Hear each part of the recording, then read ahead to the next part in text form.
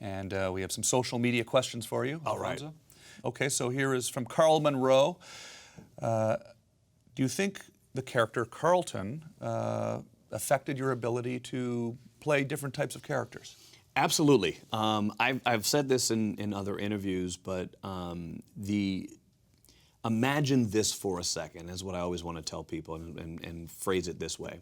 Imagine that you do something so well, people love you so much for it, that they tell you you can't do it anymore. Yeah, I can't Right? really imagine what as that an would actor, be like, but, yeah. right? But as an actor, you're it's like you became that character, and you played that character so well. Right. We're never going to let you play another character. Yeah, Right? they feel like you are Carlton. Well, that's how they look at it, and because it was at a time when there was the infusion of reality shows, at the time it's like this weird, like, oh, wait a minute, no one's really acting anymore, everyone's real. And it's like, no, there are some of us that are still acting. Like, this is not me, this is not, Will isn't my cousin, Philip isn't my dad, this isn't real. I'm not this guy, I don't believe in any of the things this character believes in, but yet I have to become this person and never allowed to play anyone else.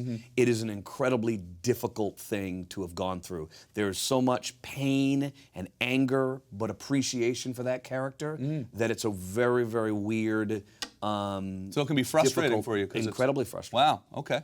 Would you like to play another character in another sitcom? Would you do another sitcom? I would. I'm starting to enjoy hosting. When I won Dancing with the Stars, it was the first time that people really knew my name. Yeah. So the minute that was over, the first thought that I had was, how about let me just be me for a while and not play another character, even though that was something for so many decades that I was like, but can I act again, please? Yeah. Now I'm like, I'm going to enjoy this for a while. Okay, Alex Townsend. If you didn't host the awesome Catch-21 show, what game show would you want to host?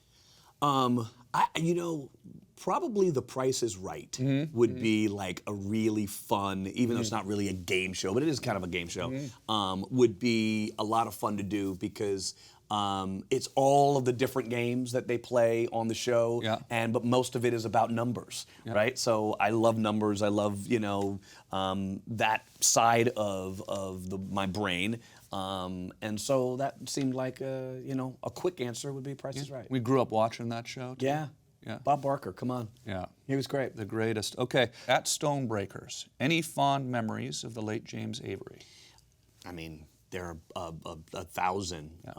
One of the funniest memories of James was, obviously James was a big man, and to be that big, you have to fill that man. So he would eat, and so we were filming a scene, and it was a table scene, and we had food, and we were always told not to really eat the food because it had to match, right? And James would just constantly just be picking at it, right?